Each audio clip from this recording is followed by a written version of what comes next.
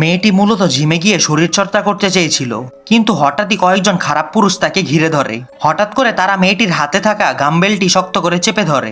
মেয়েটি হতবাক হয়ে গেল। ঠিক তখনই এক বিকৃত মুখের লোক হঠাৎ করে তার দিকে ঝাঁপিয়ে পড়ল। তার আচরণ হয়ে উঠল আরো বেপরোয়া। মেয়েটি তখন দিশেহারা, আর সেই লোকটা তো নির্লজ্জভাবে তার গায়েই বসে পড়ল এবং দুহাত বাড়িয়ে তাকে ধরার চেষ্টা করলো।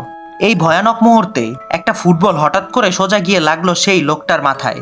এরপরে জিমের মালকিন দৃঢ় ভঙ্গিতে এসে সেখানে উপস্থিত হলেন। এই লোকটা পরিস্থিতি খারাপ দেখে পালানোর বদলে সে মালকিনকে প্রেমের প্রস্তাব দিয়ে বসে। এই হঠাৎ পাওয়া বেহুদা প্রস্তাবে মালকিন মুখে ফুটে ওঠে এক দৃঢ় ও ঠান্ডা অভিব্যক্তি। তিনি তিনজন পুরুষকে একটা চ্যালেঞ্জ ছুড়ে দেন। যদি তারা এই খেলা জিতে যায় তবে তিনি তাদের একজনের সঙ্গে প্রেম করতে রাজি হবেন, আর হেরে গেলে তাদের সঙ্গেই জিম ছাড়তে হবেন।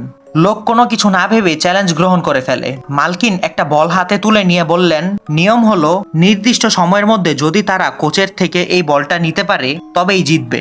লোকের দুই সঙ্গী সঙ্গে সঙ্গে আক্রমণ চালালো, কিন্তু তারা কোনোদিনও ভাবতে পারেনি এই সাধারণ দেখতে কোচ আসলে একেবারে চটপটে ও দুর্দান্ত ফাইটার।